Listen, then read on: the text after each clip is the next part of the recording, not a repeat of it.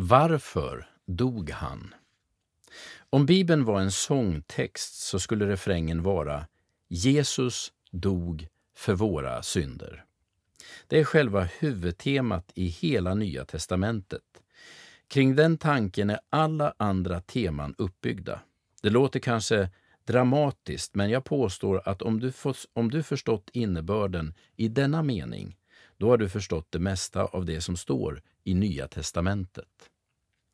Under 3 veckor kommer vi att läsa om betydelsen av Jesu död och uppståndelse.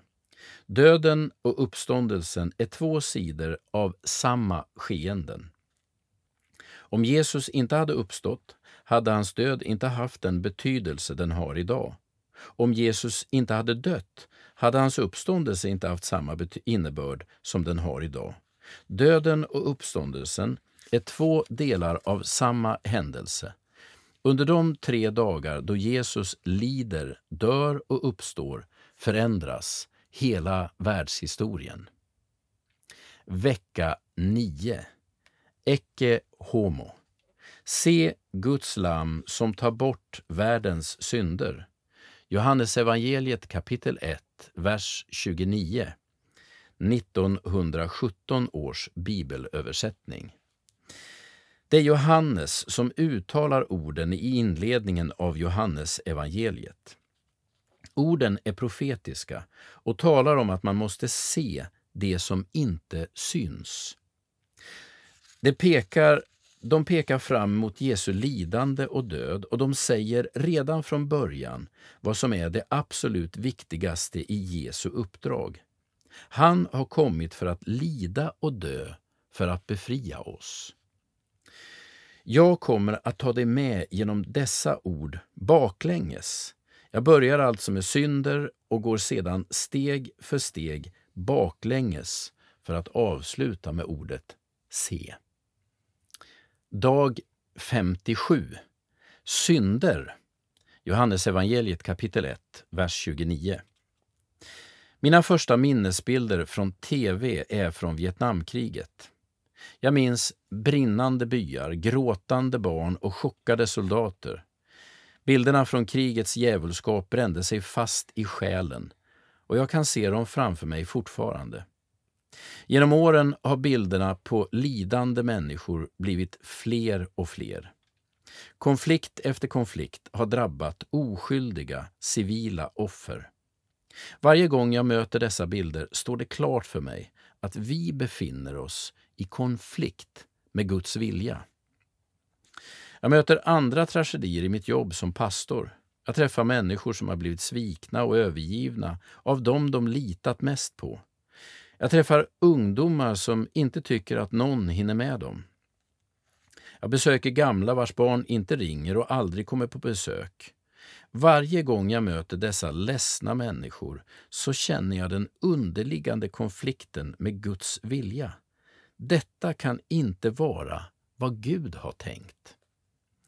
Jag har under årens lopp stött på olika förklaringar på människans problematik.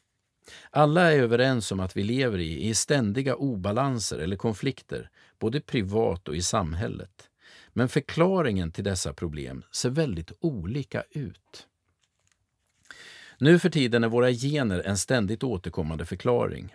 Man försöker förklara människors aggressivitet, sexuella beteende eller kriminella beteende med hjälp av genforskning. För 70 år sedan var det rasbiologin som hade samma funktion. Människan har alltid sökt förklaringen till sina problem i biologin. För de flesta är det inte medvetna val som gör oss till de vi är, att man blir som man blir. För många är det en logisk förklaring att vi är genetiskt förprogrammerade för vissa beteenden, eftersom vi upplever beteendet som medfött. På 60-talet när jag föddes var det politiska ideologier som var förklaringen till människans problem. Marxismen hävdade att det var makten över produktionsmedlen som var nyckeln till en värld i fred och välstånd. Idag vet vi hur fel marxismen hade som idé, men fortfarande har politiska motiv existentiella anspråk. Det är som om det svenska folkhemmet ersatte Guds rike. Vem behöver en gud när man har en landsfader som statsminister? Idag gungar både kapitalismen och folkhemmet i sina grundvalar. Det svenska ordet synd har sina rötter i tyskans ord för sund. Betydelsen har alltså att göra med vatten som skiljer land från land. Sundet isolerar och skiljer åt. I detta ord ryms människans tragedi.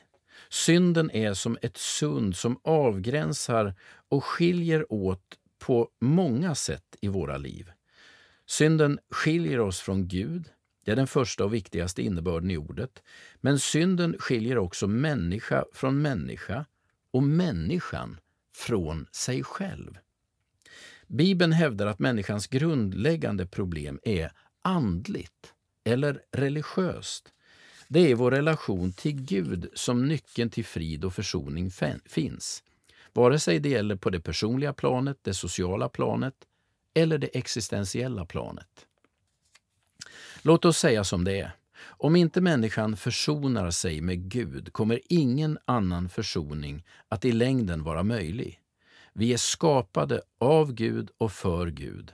Skilda från honom är vi förlorade. Andlig övning. Syndens ansikte ser olika ut från människa till människa. Vad är din synd? Vilka uttryck tar den sig hos dig och hur skapar den främlingskap i ditt liv? Överlämna din synd till Jesus idag. Gud välsigna dig idag.